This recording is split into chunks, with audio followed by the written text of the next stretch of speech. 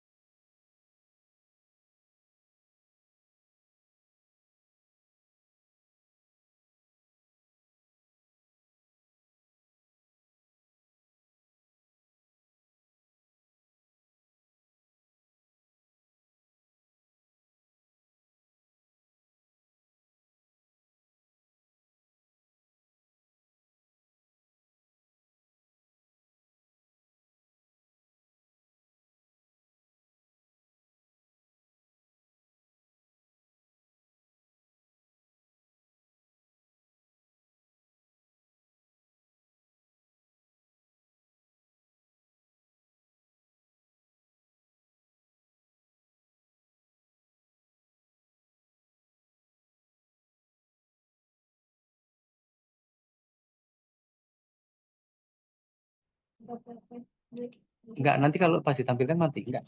Oke, Bapak Ibu semuanya, kita lanjutkan terkait dengan materi pada pagi hari ini. Nanti akan disampaikan oleh Pak Kepala Bidang Kabupaten Sukoharjo yang menyampaikan materi terkait dengan perkawinan dan perceraian bagi non-Muslim dan penganut aliran kepercayaan. Perlu kami sampaikan Bapak Ibu semuanya terkait dengan kebijakan-kebijakan yang ada di Kabupaten Sukoharjo. Sebelum kita masuk ke materi, ada beberapa hal yang kami sampaikan terkait dengan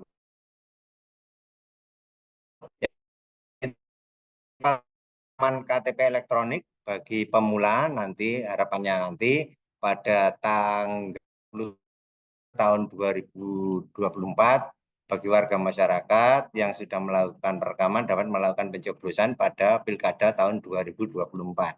Tentu kami mohon bantuan Bapak Ibu semuanya bagi warga masyarakat yang ada di lingkungan Panjenengan dapat melaksanakan perekaman di tiap-tiap kecamatan ataupun di tingkat kabupaten.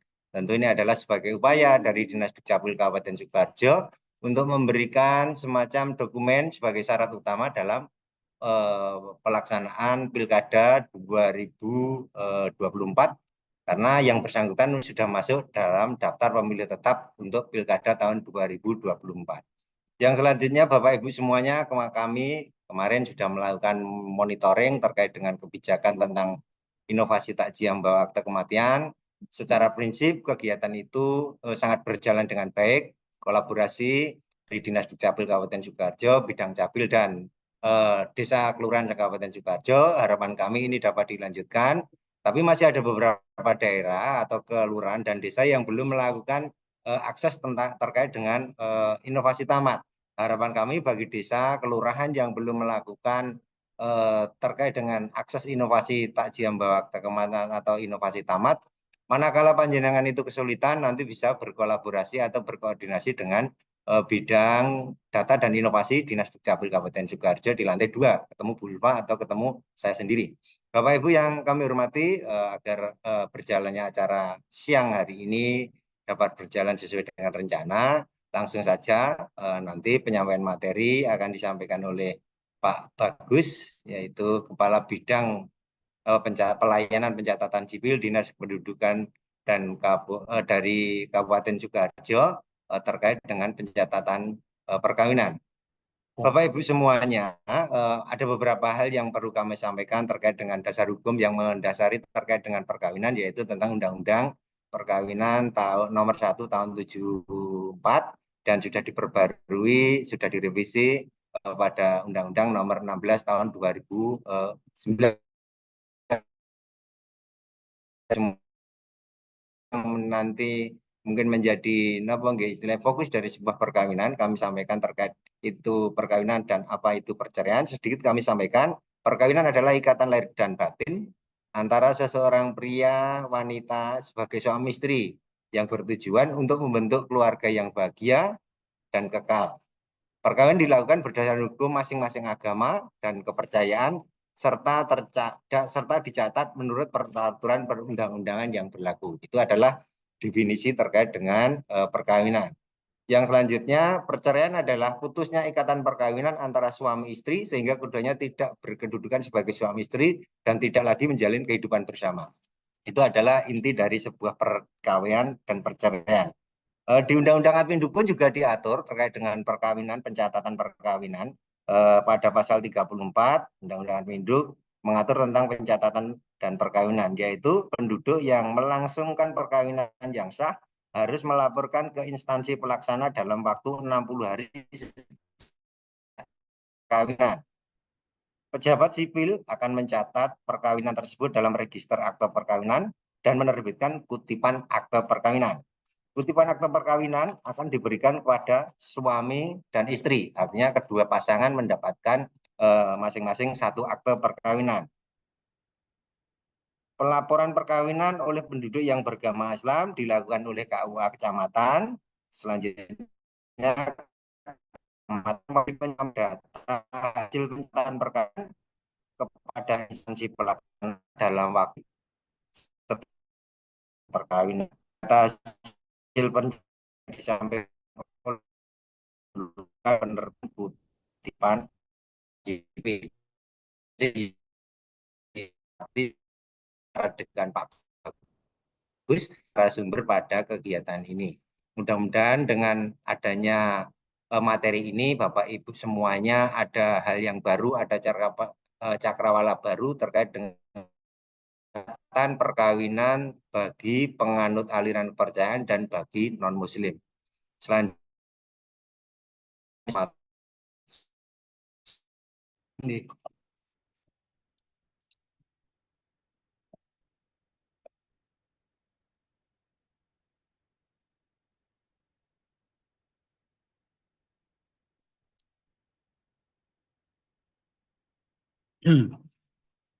Baiklah, terima kasih untuk Mas Budi Santoso yang telah mengantarkan pada posisi saya harus memberikan materi pada pagi hari ini. Sebelumnya saya mengucapkan Assalamualaikum warahmatullahi wabarakatuh. Semoga Bapak dan Ibu sekalian baik di tingkat kabupaten maupun desa, kecamatan dalam keadaan sehat walafiat, tidak kurang suatu pun. Bapak Ibu yang saya hormati dan saya cintai, kiranya kita penting untuk mengetahui tentang pencatatan perkawinan dan pencatatan perceraian yang dilakukan oleh Dinas Kependudukan dan Pencatatan Sipil. Ya. Jadi banyak juga masyarakat kita memang yang belum paham kok Dinas Pencatatan Sipil ini sampai mencatat perkawinan. Setahu kita ada itu, mengapa mereka atau banyak masyarakat yang tahu, karena memang mayoritas agama di kita memang Muslim, sehingga tahunya pencatatan perkawinan di KUA. Jadi ada dua lembaga yang mencatat perkawinan Bapak dan Ibu sekalian. Kalau yang Muslim itu akan dicatatkan di KUA, Kantor Urusan Agama, dalam hal ini dalam naungan Kementerian Agama, gitu. Kalau non-Muslim, ya non-Muslim itu berarti ada beberapa agama di Indonesia yang diakui, yaitu Kristen, Katolik, Hindu, Buddha, Konghucu, dan sekarang juga kepercayaan kepada Tuhan Yang Maha Kuasa, Maha Esa. Jadi ada aliran-aliran kepercayaan di Kabupaten Sukoharjo yang saya tahu ada 9. sekarang ini pencatatan perkawinannya juga dilaksanakan di pencatatan sipil. Ya, jadi inilah yang perlu kami sampaikan kepada Bapak dan Ibu sekalian sebagai pemahaman kepada kita sekalian. Ya, ternyata di Dinas Kependudukan dan Pencatatan Sipil itu juga melakukan pencatatan perkawinan, tetapi untuk yang non-Muslim saja. Gitu ya, Bapak Ibu, sebagai pembuka seperti ini.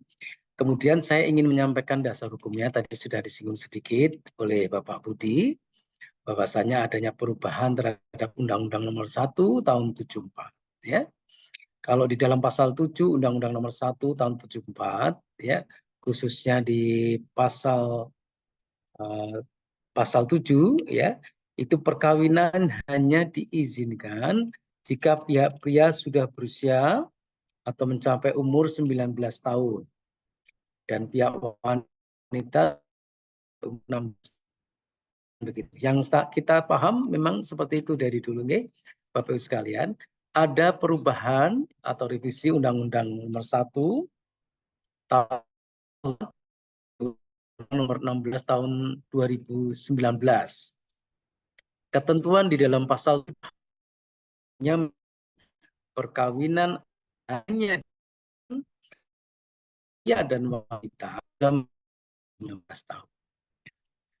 Tuh nanti ada pertanyaan juga dari mana. Kalau seandainya belum 19 tahun, mereka sudah ingin menikah, ya nanti kita jawab bersama-sama. Yang jelas perubahan terhadap Undang-Undang Nomor 174 pada pasal 7 itu ada perubahan tentang batas usia perkawinan semua 19 untuk yang pria, kemudian 16 untuk yang wanita, jadi adalah berumur 19. Itu nih Bapak Ibu sekalian. Selanjutnya tadi di depan sudah ya, proses pencatatan perkawinan dilakukan oleh dua lembaga yang berbeda.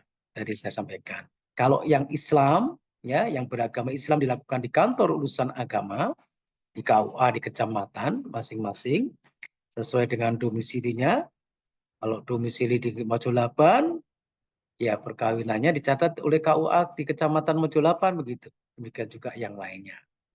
Kemudian untuk yang beragama non-Islam atau non-Muslim, dan juga termasuk di dalamnya penghayat kepercayaan terhadap Tuhan Yang Maha Esa, pencatat perkawinan dan perceraiannya tentunya itu dilakukan pada Dinas Kependudukan dan Pencatatan Sipil sesuai dengan wilayah berdomisili. Jadi kalau seandainya berdomisilinya non-Muslim, itu dilaksanakan di Disduk Capil Kabupaten Sukoharjo. Lanjut. Persyaratan pencatatan perkawinan, ya, itu mengacu pada Permendagri 108 tahun 2019 dan juga mengacu kepada surat edaran Dirjen Dukcapil tahun 470 /13287 Dukcapil tentang jenis layanan persyaratan dan penjelasan pendaftaran penduduk dan pencatatan sipil. Ada 9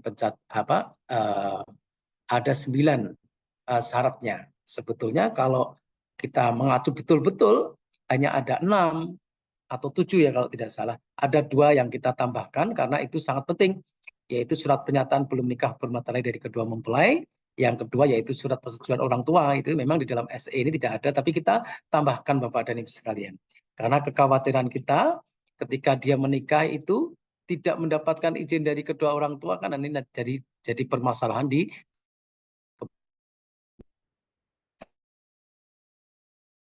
supaya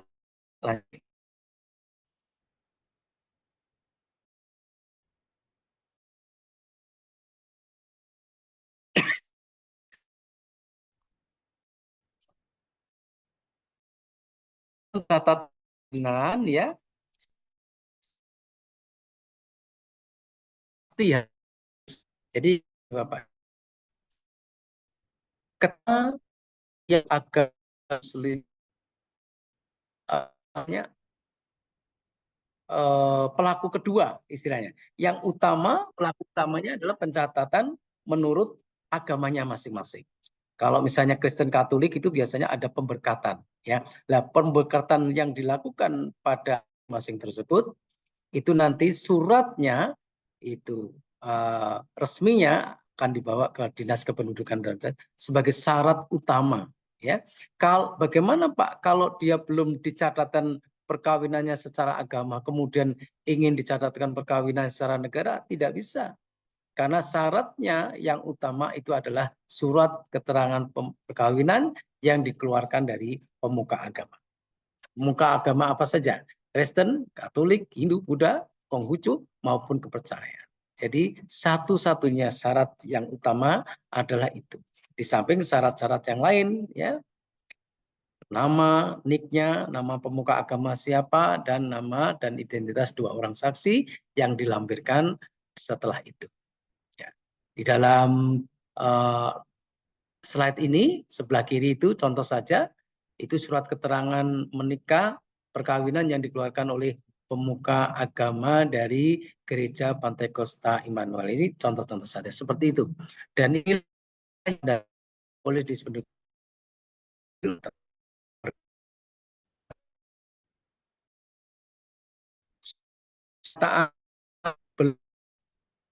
ya, kami di dan ternyata yang dicatat nah itu pencatatan menjadi hal yang penting buat Dinas Kependudukan dan Pencatatan Sipil. Fungsinya untuk apa? Ada kekuatan hukum bagi kita ketika kita mencatatkan betul-betul menikah. Surat pernyataan belum menikah dari mempelai, kita mencatatkan padahal mempelai sudah pernah menikah. Ketika mempelai itu sudah menikah dan mempelai itu membuat surat pernyataan di atas materai, ya, tentang surat pernyataan belum menikah, terjadi kasus hukum, maka Dinas Kependudukan dan Pencatatan Sipil tidak dipersalahkan. Jadi tanggung jawabnya adalah tanggung jawab daripada mempelai tersebut, ya. Nah, itu selanjutnya. Yang selanjutnya yaitu persyaratan yang utama juga orang sedang tua ini diisi jika calon itu kurang dari 21 tahun. Dan bagaimana kalau mempelainya itu ternyata sudah 21 tahun ke atas, mereka tidak memerlukan surat persetujuan orang tua lagi. Jadi cukup mereka datang, kalau usianya di atas 21 tahun, mereka datang, kemudian kita bantu untuk pencatatan perkawinannya. Sekali lagi, tugas dari Dinas Kependudukan dan catat peristiwa penting yang salah satunya peristiwa penting itu adalah peristiwa perkawinan dan perceraian, ya. Peristiwa sekalian penting tentang kelahiran, peristiwa penting tentang kematian, peristiwa penting tentang perkawinan, perceraian, ya, pengadopsian anak dan lain sebagainya, itu merupakan peristiwa-peristiwa penting. Apa bedanya dengan peristiwa kependudukan, ya? Tentunya penerbitan KTP, penerbitan. Jadi membedakan antara peristiwa kependudukan dan peristiwa penting yang dimaksud hal ini, yaitu yang berhubungan dengan akta-akta kelahiran, kematian, perceraian, perkawinan, dan lain sebagainya. Jadi kalau ada persetujuan orang tua khususnya untuk mempelai yang kurang dari 21 tahun. Kemudian surat persetujuan mempelai diisi oleh calon mempelai laki-laki dan perempuan. Kemudian persyaratan surat kalau dulu ada N1 sampai N4, ya, yang dikeluarkan oleh kelurahan, sekarang sudah tidak diminta lagi oleh Dinas Kependudukan dan Pencatatan Sipil. Kalau dulu itu persyaratan kurang lebih ada 16, Bapak dan Ibu sekalian, sekarang kita ringkas menjadi 9. Lebih ringkas, tidak memberatkan calon mempelai di dalam memproses untuk pencatatan perkawinannya. Yang penting persyaratan-persyaratan yang sudah diajukan itu sudah memenuhi persyaratan secara hukum, sehingga tidak ada apa-apa, baik untuk mempelai bisa terlindungi, termasuk juga untuk Dinas Kependudukan dan Pencatatan Sipil juga terlindungi secara hukum. Yang utama lagi yaitu lanjut atau next, persyaratan pencatatan perkawinan itu ada formulir F201. Kalau formulir F201 ini sifatnya juga wajib, ini harus diisi. Di dalam formulir F201 ini sekarang sudah lengkap Bapak Ibu sekalian. Kalau dulu untuk pencatatan kalau dulu untuk pencatatan kelahiran itu F201, gitu toh. Kemudian untuk kematian pakai F229. Tuh. Kalau sekarang ini sudah jadi satu. Di dalam F201 itu sudah ada pencatatan untuk kelahiran, kematian, perkawinan, perceraian, dan lain sebagainya. Sehingga sekarang ini tidak dipilah-pilah lagi. Ada F201, F229, ada F219, dan lain sebagainya. Sekarang menjadi F201. Bagaimana Pak apabila kami masih mempunyai formulir yang berbeda-beda tidak apa-apa? Ya, tidak ada masalah. Panjenengan masih punya F201 untuk kelahiran, ya pakai itu. Ada F219 kalau tidak untuk perkawinan, pakai itu. Sementara apabila formulir F201 yang utuh, yang tebal itu belum sampai kepada kecamatan, itu ya, atau kelurahan. Selanjutnya, next. Saya akan menjelaskan juga Bapak Ibu sekalian, di Dinas Kependudukan dan Pencatatan Sipil ini juga mencatat perkawinan warga negara asing. Ya. Yang dibutuhkan apa saja kalau warga negara asing ingin menikah di negara Indonesia? Ya, kita ngambil contoh saja, kalau ingin menikah di Sukoharjo, warga negara asing yang akan melaksanakan perkawinan campuran dengan warga negara Indonesia yang berdomisili di Kabupaten Sukoharjo harus mendapatkan izin menikah dari negara asalnya atau perwakilan negaranya yang ada di Indonesia. Jadi dia tidak bisa datang begitu saja kemudian menikah dengan warga Indonesia kalau tidak ada izin dari warga dari negaranya. Jangan-jangan di sana warga negara asing itu sudah menikah, kemudian menikah lagi dengan warga Indonesia. Lah itu. Jadi harus ada izin dari negaranya. Ya, atau dari perwakilan negaranya yang ada di Indonesia, dari kedutaan besar dari negara tersebut yang ada di Indonesia, memberikan izin kepada WNA tersebut, izin dari WNA tersebut untuk melakukan perkawinan dengan warga negara Indonesia yang tentunya yang berdomisili di Kabupaten Sukoharjo, karena kita konteksnya adalah Kabupaten Sukoharjo. Apa saja syarat-syaratnya? Identitas diri, ya, dapat berupa paspor, visa, kitas, kitab. Kitas itu kartu identitas terbatas karena waktunya terbatas. Kalau kitab itu kartu identitas tetap kalau dia sudah menetap di Indonesia. Demikian juga untuk akte cerai kematian pasangan terdahulu, apabila warga negara asing ini sudah pernah menikah sebelumnya, diharapkan melampirkan bukti perceraiannya, gitu. Nah, nggak bisa kalau dia cuma menikah padahal dia di sana itu tidak melampirkan bukti perceraiannya. Kalau dia memang sudah bercerai atau pasangannya telah mati, ya jika ada surat tentang kematian dari pasangan terdahulunya. Itu nih. Kemudian surat tanda melapor diri dari Polres yang dikeluarkan oleh Polres tempat WNA untuk mendarat untuk pertama kali. Lanjut. Bisa lanjut lagi nih, Mbak. Lanjut lagi, kutipan kedua. Saya masuk pada kutipan kedua, Bapak dan Ibu sekalian. Terkadang mereka-mereka yang sudah menikah, ya, itu akte nikahnya itu hilang, ya, karena mungkin terjadi sesuatu di rumah, ada perampokan misalnya, kemudian semua surat-suratnya hilang, atau bisa jadi di jalan jatuh ketika dibawa, atau pada saat difotokopi lupa nggak diambil, kemudian kembali lagi tidak ada di tempat fotokopi. Banyak kasus-kasus seperti itu. Atau terjadi bencana alam sehingga bukti-bukti atau dokumen-dokumen yang dimiliki semuanya hilang. Terus bagaimana menerbitkan kutipan kedua manakala dia sudah betul-betul melakukan perkawinan? Ya, ada 3 hal Bapak dan Ibu.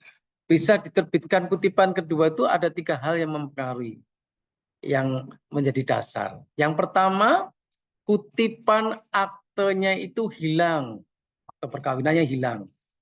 Terus yang kedua, kutipan akte perkawinannya itu perlu adanya pembetulan penulisan, ya.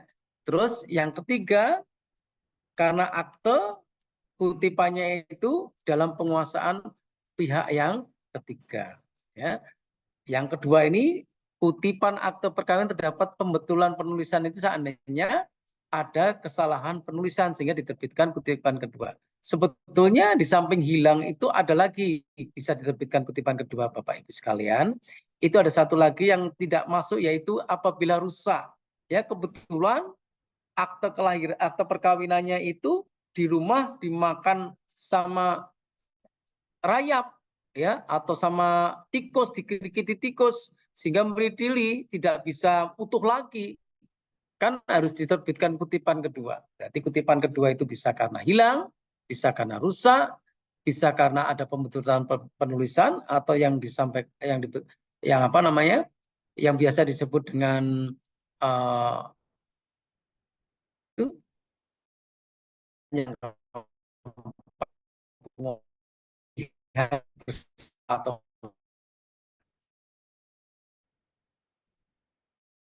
nikah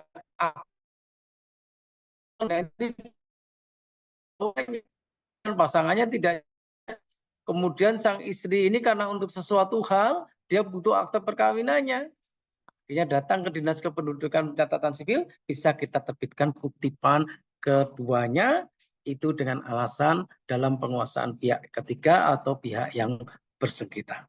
Lanjut. Bapak Ibu sekalian yang saya hormati dan saya cintai, di Capil Kabupaten Sukoharjo itu punya keberagaman yang luar biasa, ya. Kalau zaman dulu beberapa tahun yang lalu, orang yang dicatat perkawinannya itu butuh waktu lama untuk terbit akte perkawinannya. Paling tidak butuh seminggu atau 2 minggu. Ketika sudah dicatat perkawinannya, akte perkawinannya itu munculnya baru seminggu atau 2 minggu, kadang-kadang sampai 1 bulan, ya. Tetapi sekarang gebrakannya luar biasa. Output pencatatan perkawinan yang dilakukan oleh Dispenuk Capil Kabupaten Sukoharjo itu 5 in 1, Bapak dan Ibu sekalian.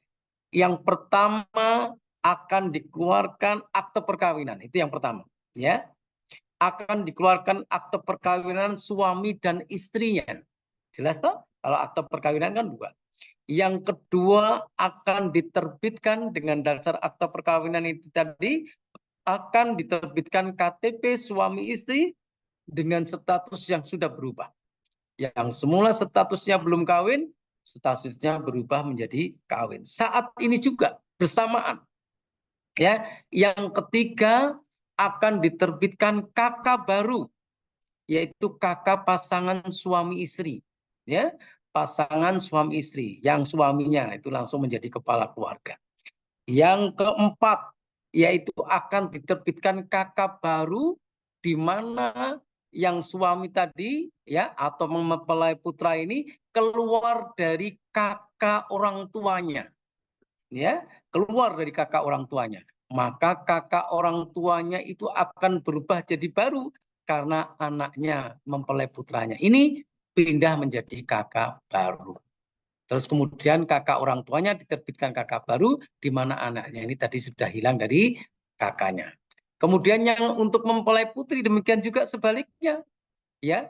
Kakaknya orang tuanya akan berubah menjadi kakak yang tidak ada nama anaknya atau mempelai putrinya, karena mempelai putrinya sudah menjadi satu dengan kakak suaminya. Jadi ada 5 in 1 yang dikeluarkan. Jangan kaget Bapak dan Ibu sekalian, ini dikeluarkan bisa dalam satu waktu, selama tidak ada gangguan teknis, terutama gangguan jaringan. Apalagi pencatatannya apabila dilakukan di Dinas Kependudukan dan Pencatatan Sipil pada waktu-waktu jam kerja, hari Senin sampai hari Jumat, dilaksanakan di Dispenuk Capil, dicatat di Dispenuk Capil, maka akan keluar 5 in 1 dalam waktu yang bersamaan. Bisa dihitung waktu itu, hitungannya tidak hari lagi, jam, ya.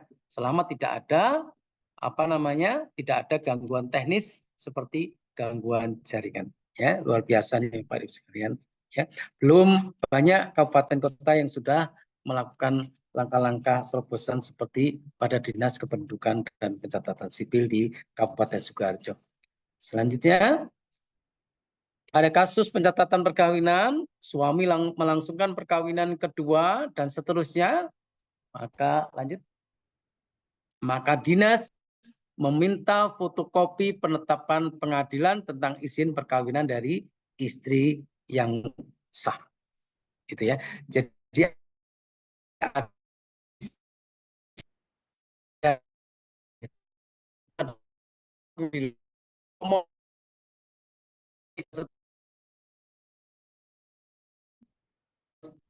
tentang penetapan apa izin dari suami dari yang kalau istiqamah, kedua memberikan izin perkawinan keempat, berarti ada penetapan pengadilan dari empat, ya. Sekalipun di situ juga ada penetapan pengadilan memperbolehkan perkawinan yang berbeda agama. Tapi untuk sementara ini tidak.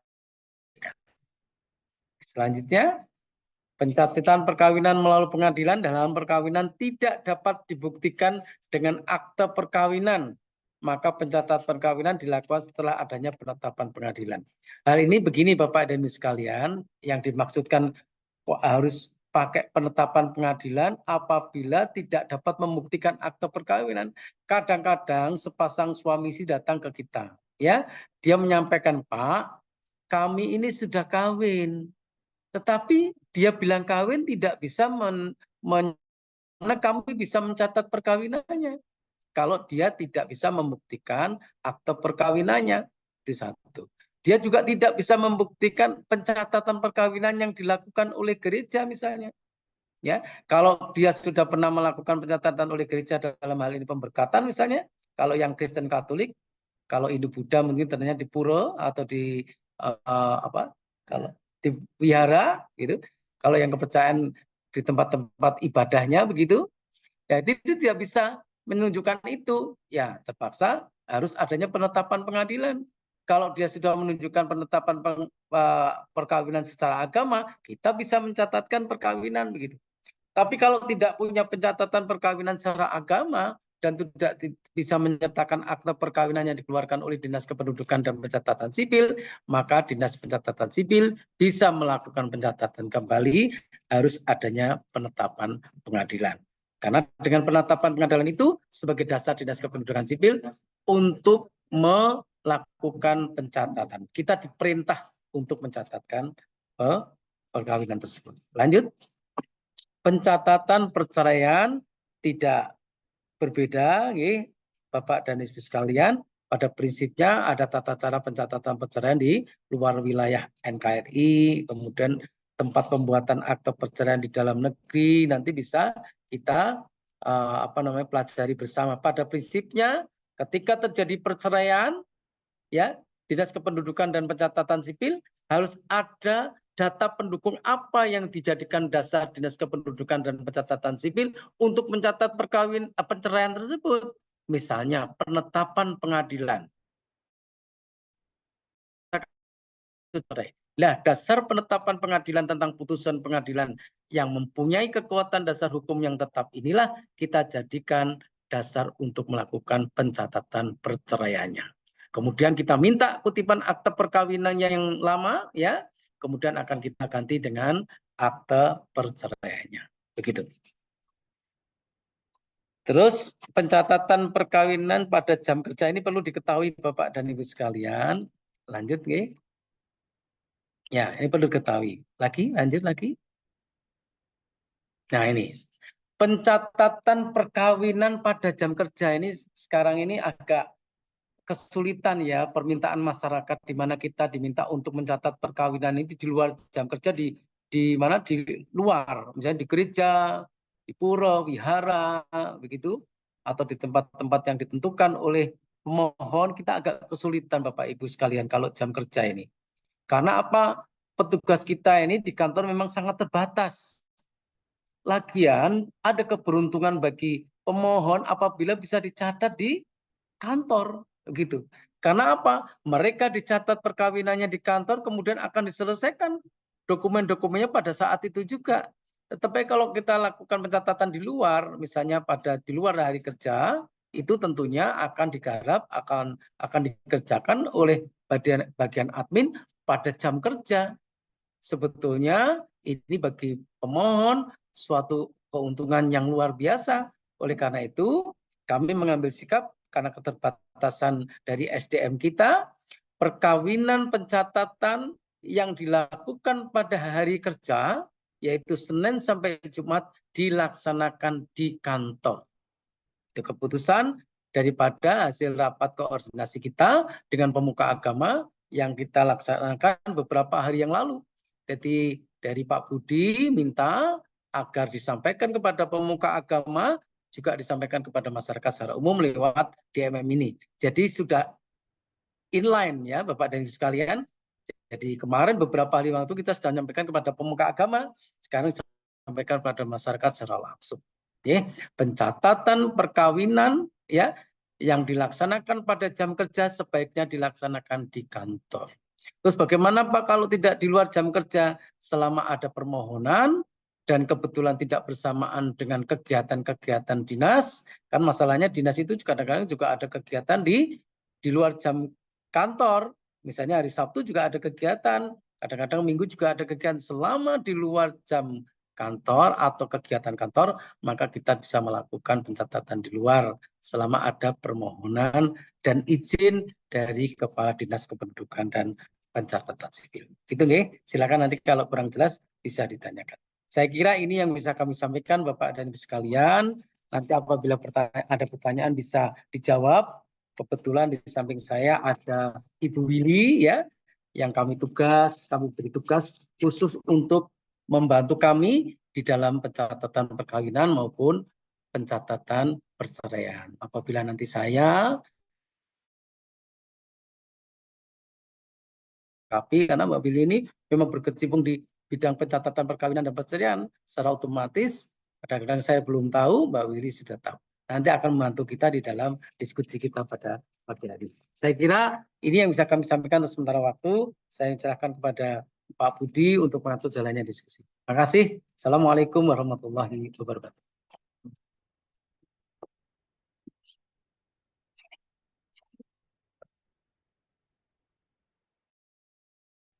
Oke, terima kasih Pak Bagus sudah menyampaikan materi pada siang hari ini.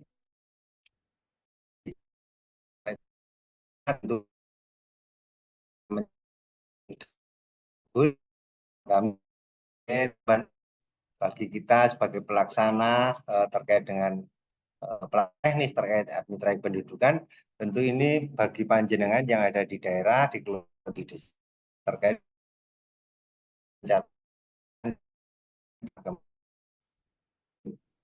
penganut saya. Bapak belum dengan silakan pertanyaan ini lewat harapan ini share apa nggih istilah kita dapat menambah ilmu terkait dengan hal-hal yang berkaitan terkait dengan perkawinan. Monggo dipersilakan.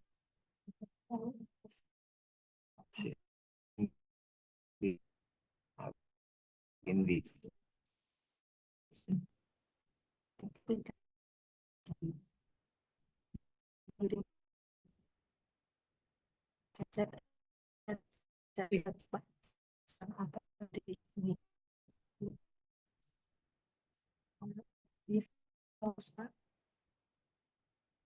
Perkawinan yang baru nikah ada batas waktu untuk menjadi status di KK dan KTP.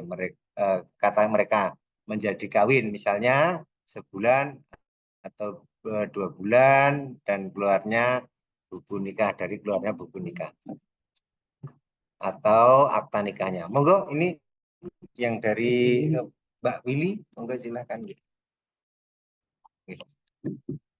Baik Bapak Ibu, ini pertanyaan dari apakah pembuatan surat pindah pasangan perkawinan yang baru nikah ada batasan waktu untuk menjadikan status di KK dan KTP menjadi kawin?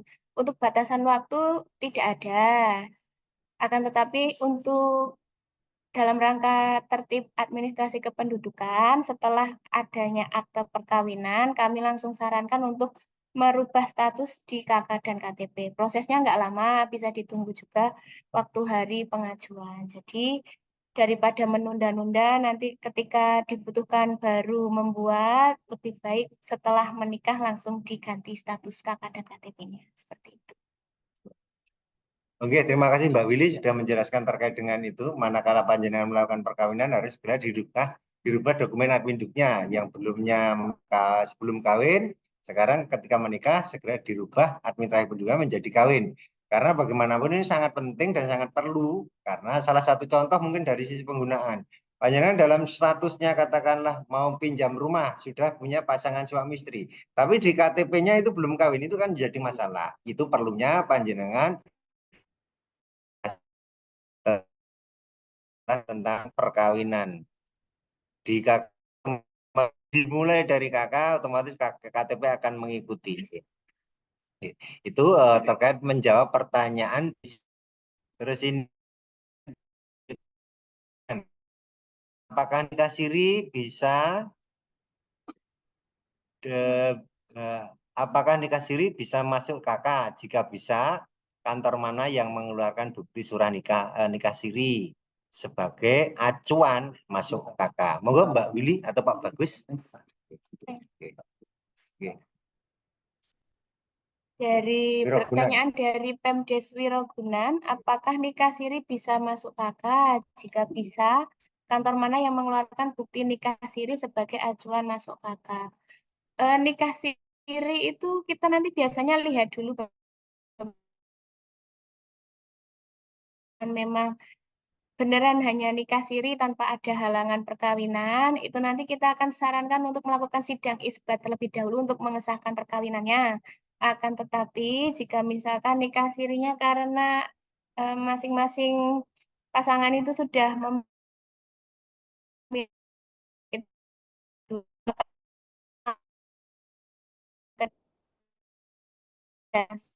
sangat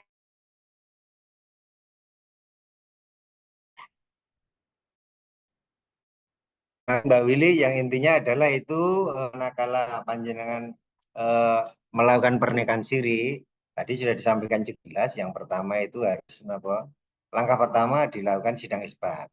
Langkah yang kedua dan itu harus melaping itu harus ada semacam surat pernyataan nih Pak. Surat pernyataan, ada izin dari istri pertama atau istri kedua atau istri ketiga, itu baru bisa dicatatkan di di dokumen induk kawin belum tercatat. Ngerti nih Pak Bagus. Terus ini juga ada pertanyaan mungkin ini saya menjawab pertanyaan terkait dengan dari mana ini DK ini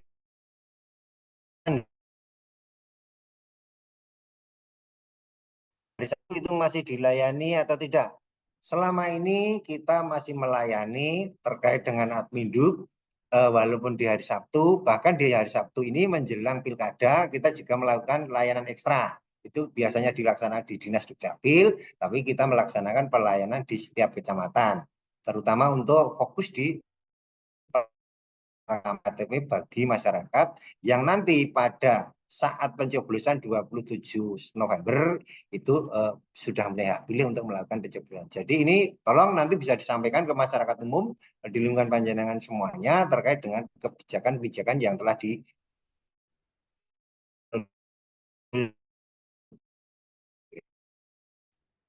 atasnya. Oke. Oh, ini. Permohonan mohon bisa dilakukan di kecamatan selain tamat dari Pemdes Plumbon.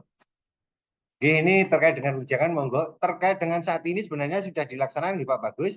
Terkait dengan pencatatan akte kematian di kecamatan, kita sudah melakukan, sudah kita buka tentang penerbitan akte kematian di kecamatan. Mungkin Bapak Ibu semuanya mungkin apa istilahnya ketinggalan terkait dengan informasi ini. Sebenarnya sudah diluncurkan manakala kita sudah melaksanakan dulu memang ada kebijakan hanya 3 UPTD dan 1 kecamatan. Tapi sekarang sudah dilaksanakan akta kelahiran pun juga sudah informasi baru bagi Bapak Ibu semuanya yang belum mengetahui terkait dengan informasi ini. Ini saya menjawab pertanyaan dari Pemdes Plumbon, nggih. Terus ini ada Desa Kemasan Polokarto, mohon izin keluar dari sudah, nggih. Terus ini dari Desa Pojok, apakah KUA bisa dipakai untuk menikahkan pasangan non-Muslim? Monggo Mbak Willy. Pertanyaan dari Desa Pojok, ya apakah KUA bisa dipakai untuk menikahkan pasangan non-Muslim? Itu jawabannya mboten nggih Bapak Ibu. Untuk pasangan non-Muslim itu nanti menikahnya di tempat ibadahnya mereka masing-masing. Jadi misalkan Kristen nggih di gereja, Katolik di gereja, Hindu di pura, kemudian yang Buddha di vihara. Dan kalau kepercayaan itu nanti di rumah ibadahnya mereka masing-masing. Untuk pencatatan secara negaranya itu hanya bisa dilakukan di Dinas Kependudukan dan Pencatatan Sipil sesuai dengan alamat dari masing-masing calon pengantin. Untuk KUA itu hanya khusus menangani yang beragama Muslim saja. Sudah disampaikan juga, misalkan sudah melakukan pemberkatan untuk yang non-muslim itu nanti langsung diarahkan aja langsung ke Dukcapil nggih Bapak dan Ibu, misalkan nanti ada warganya panjenengan yang beragama selain Islam akan menikah, boten diarahkan ke KUA tapi diarahkan ke Dukcapil. Lanjut Mbak, itu ada Pemdes Warasan. Selanjutnya dari Pemdes Kewarasan, tadi kok ada perkawinan kedua dengan seizin istri, apakah itu tanpa perceraian? Kok baru tahu nikah di luar KUA boleh lebih dari satu? Itu secara umum ya Bu, jadi nggak hanya di KUA saja, di Dukcapil juga seperti itu. Itu biasa kita sebut dengan istilah poligami nggih, Bapak dan Ibu. Istri kedua itu maksudnya nggih, tidak menceraikan istri yang pertama tapi menikahi wanita yang lain dengan izin dari istri yang pertama. Kalau mau dicatatkan menjadi perkawinan yang sah secara negara itu harus melalui penetapan pengadilan terlebih dahulu. Cukup jelas nih. Oke, itu Bapak Ibu terkait dengan pertanyaan-pertanyaan tadi sudah dijawab dengan jelas dari bidang yang menangani terkait dengan pencatatan perkawinan maupun perceraian pada Dinas Dukcapil Kabupaten Sidoarjo. Monggo dipersilakan Bapak Ibu semuanya ketika panjenengan masih ada ganjalan permasalahan-permasalahan yang panjenengan belum tahu terkait dengan materi pagi hari ini, monggo dipersilakan bertanya. Selain itu panjenengan juga bisa menyampaikan pertanyaan-pertanyaan terkait dengan kebijakan-kebijakan, bisa terkait dengan penduduk rentan, bisa terkait dengan perekaman KTP, bisa terkait dengan masalah yang lain seputar induk. Mau dipersilahkan bagi Bapak Ibu semuanya yang mengikuti acara ini bisa menyampaikan pertanyaan-pertanyaan yang sekiranya panjenengan perlu solusi terkait dengan pelayanan induk di Kabupaten Sidoarjo. Monggo dipersilahkan Bapak Ibu semuanya, waktunya kita masih ada sekitar 10 menit.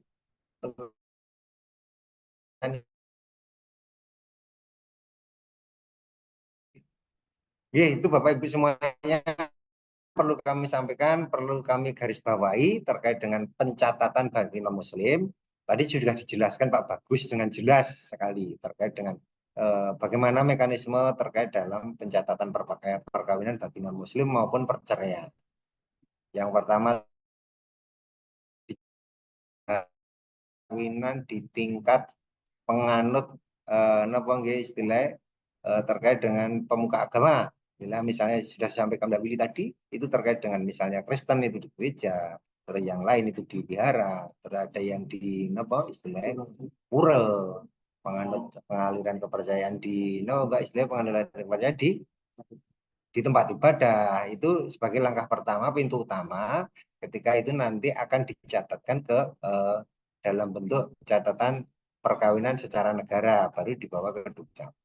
Jadi langkah pertama itu. Kenapa materi ini saya berikan kepada Bapak Ibu semuanya? Harapan kami kita agar mempunyai persepsi yang sama terkait dengan perkawinan, perceraian bagi warga masyarakat penganut non-muslim maupun penganut aliran kepercayaan. Oke. Ini coba ada pertanyaan dari Mandan.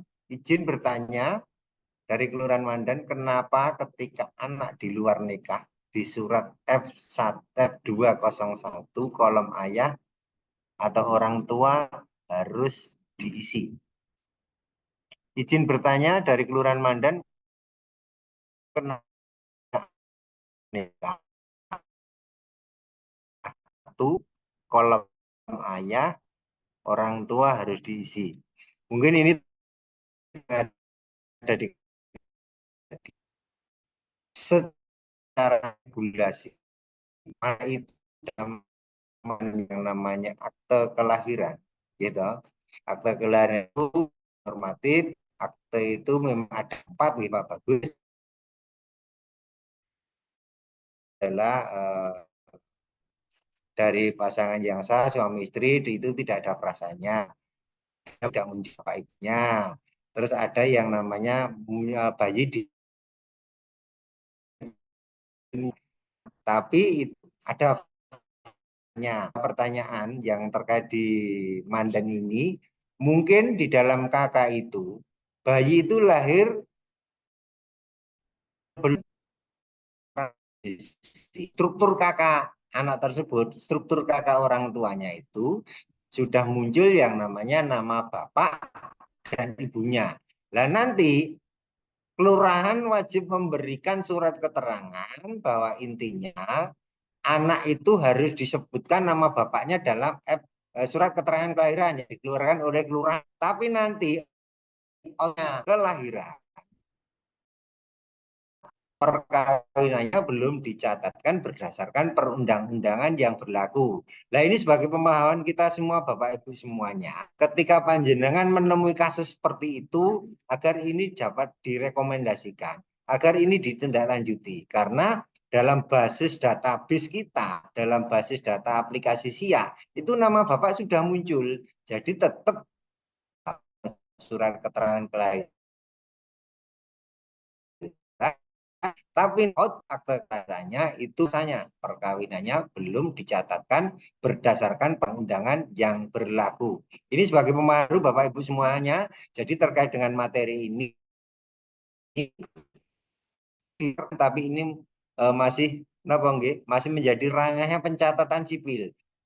Terkait dengan itu, monggo panjenengan seperti kasus-kasus ini kita perlu ketahui bersama, ini harus menjadi pemahaman yang bersama. Akhirnya nanti masyarakat yang mempunyai hak secara hukum negara itu kita tidak bisa melaksanakan sesuai dengan regulasi yang ada. Ini saya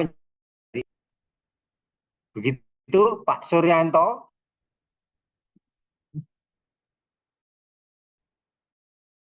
Ada yang bertanya terkait dengan materi ini, terkait dengan penduduk rentan boleh, terkait bagaimana mekanisme pindah penduduk antar dinas boleh.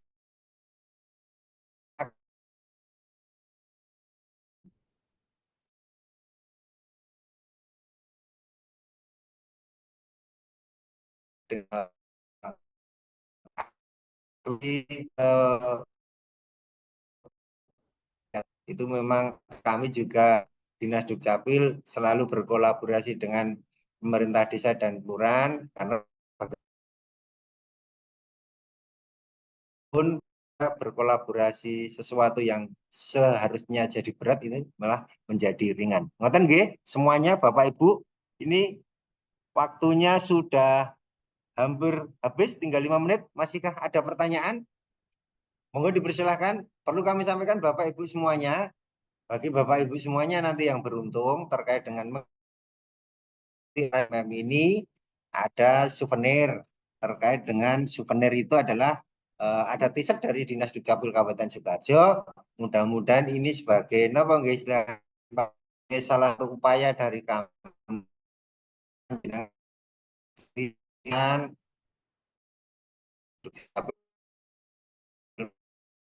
sampaikan kebijakan-kebijakan yang kita sampaikan bisa diterima masyarakat, dan panjenengan bisa menyampaikan informasi itu tentang kebijakan Adminduk di Kabupaten Sukoharjo sampai di masyarakat.